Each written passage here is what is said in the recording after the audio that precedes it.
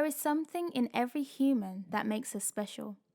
At age 16, I remember reading the story of a man named Saul for the first time, and I was blown away. In the Bible, Saul was a king who hated Christians.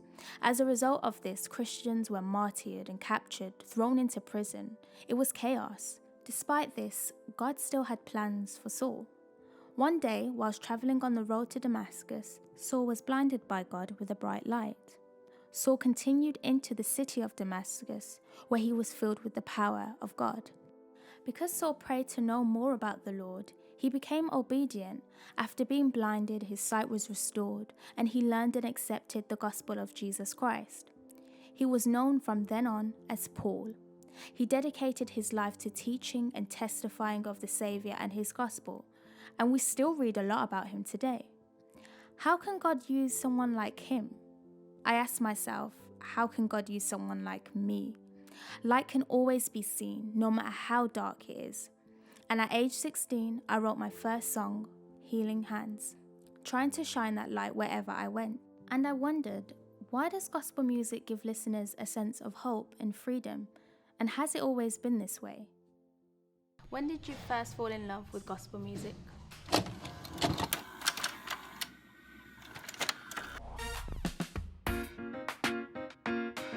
When R&B gospel groups like the Disciples and the Gospel Chimes started to incorporate soul music and sophisticated production band arrangements into their style of gospel music, in the late 1960s and early 1970s, the majority of white record collectors lost interest. For me personally, I was impacted by American gospel artists like Kirk Franklin and Donnie McClurkin as I was growing up in the late 90s. Gospel music. For me, I think it was probably in the early days when I heard some of the gospel originals. But then later on, there was a kind of a gospel renaissance for me. The gospel scene in the 70s was a bit old-fashioned and not really relatable. But in the 90s now, I think that's when it all came to fruition, where people could go out and enjoy the gospel scene because the music was relatable. It was used in genres of reggae music, soul music, hip-hop.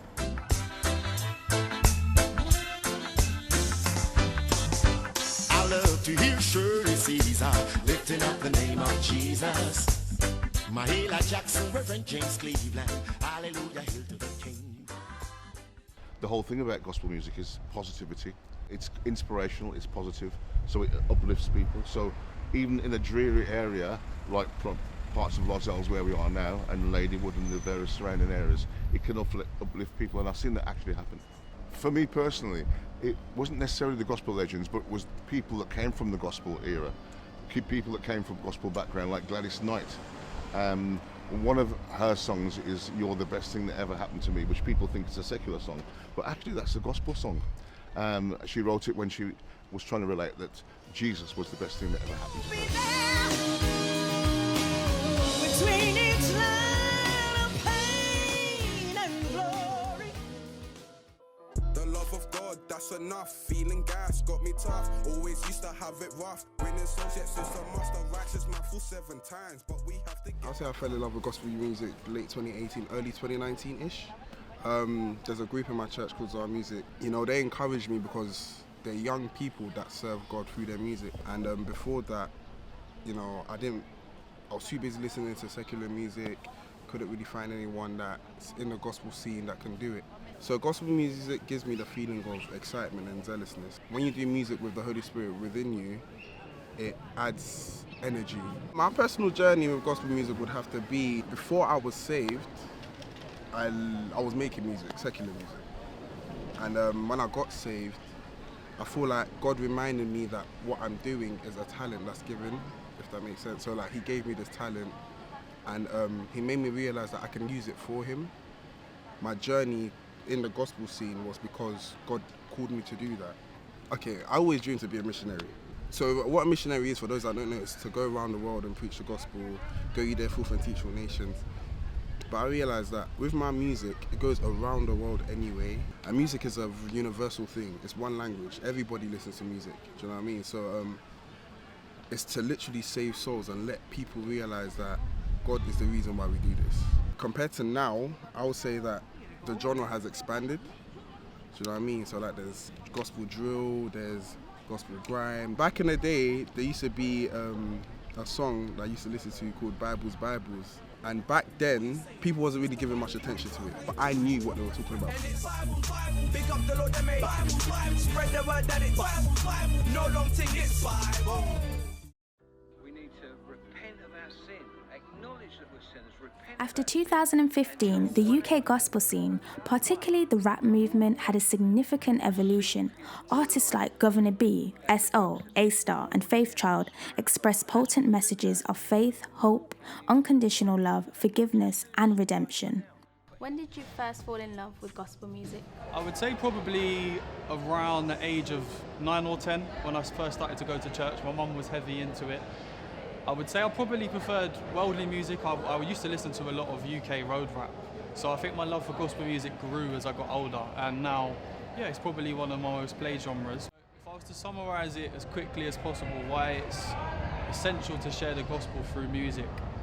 In London and in all cities, music is like the language of the streets. And for me, I was very much influenced by the men that I listened to growing up. Albums had a profound impact on my worldview, on my viewpoint of life. When I got saved at 21, music I had a new revelation of what music meant. It meant something that would actually impact you all the time. So your thoughts and your feelings are usually reflected in the music you listen to. So the reason I want to share the gospel is that it's the good news. It's the only thing that can truly bring you joy and satisfaction in life. And yeah, so the change from secular music to Christian music was I started at 18, as I said before. And before, when I used to make music, it was based on social commentary. I was pointing out the problems in London, in England as a whole. When I became a Christian at 21 at the end of uni, I realised that Christian music, the blessing of it is that it's got the answers to the problems that secular music points out. And I think that was the change that happened in me. I had an answer to the problems I was previously talking about.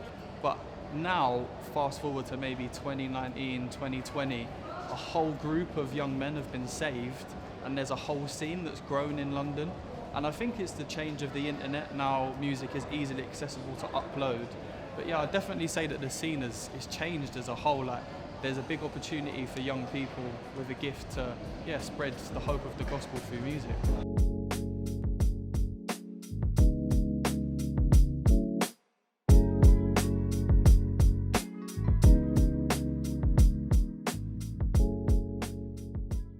So from a young age, gospel music was pretty much all I knew. So I think growing up on it and then kind of it being so engraved and influenced in my music, I've always just loved it, everything about it, how touching it is, how soulful it is. I think gospel music today, for me, it means changing, it means transforming.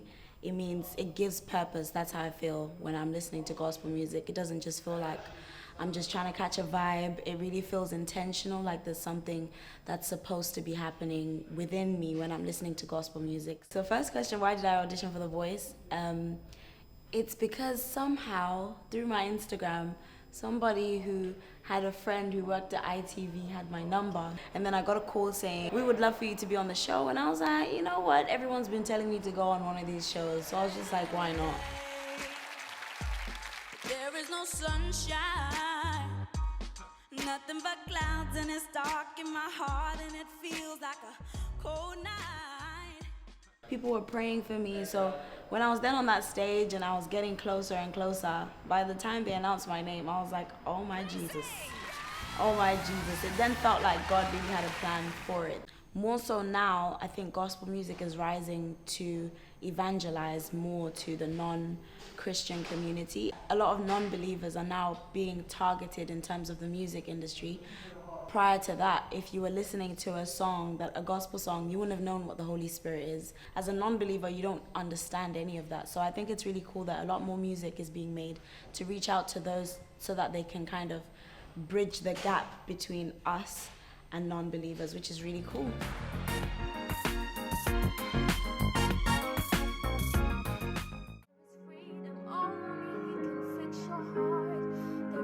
Around 2016, I started with posting shorter songs on Instagram, which really came from spending time with God.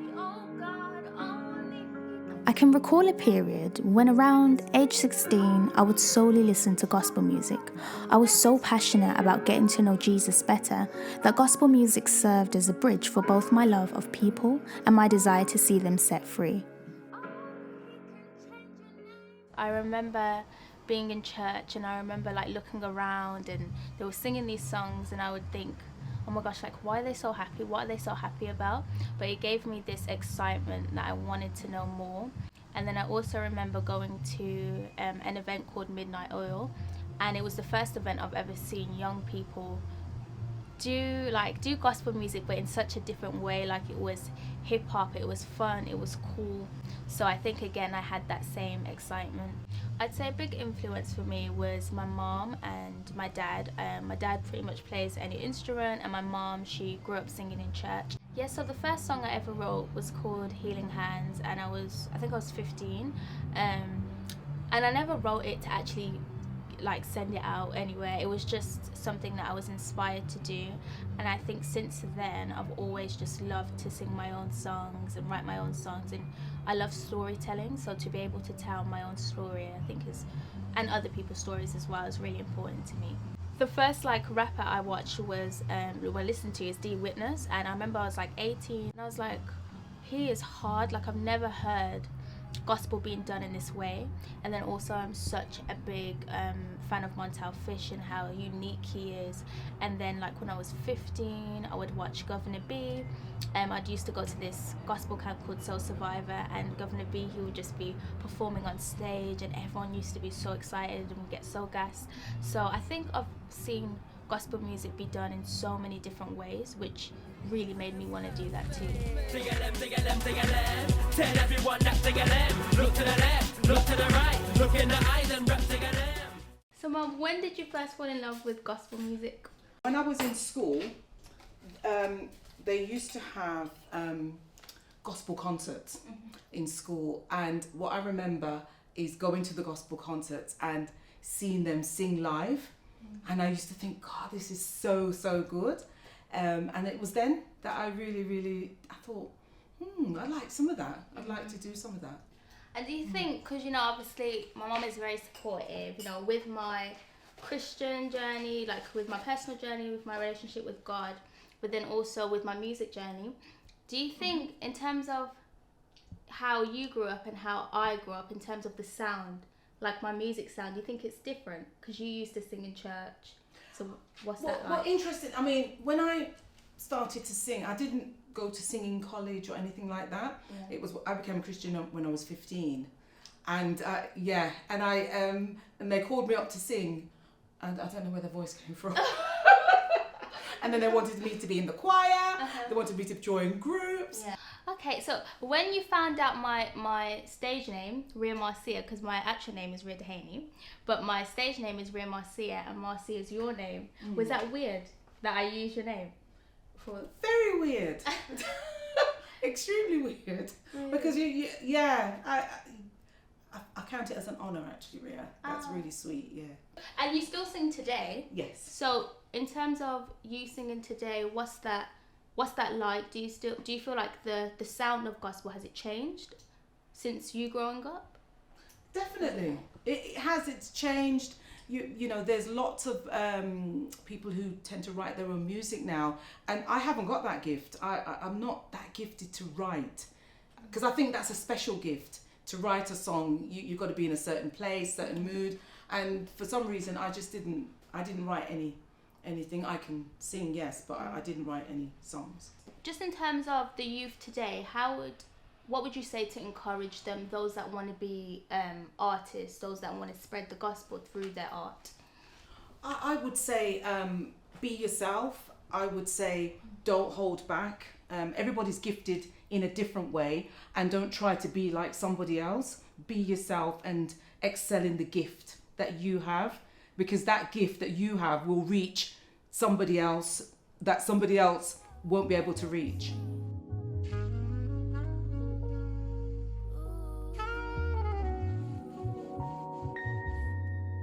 Okay, so I'm really excited about my EP.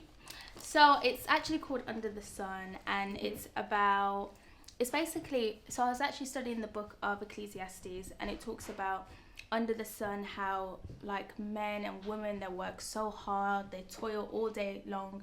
And I just thought about kind of what would God say to these people, because I know that there's lots of people that are broken, or they're hurt, or they just don't know what their purpose is, and then some people just want to feel happy.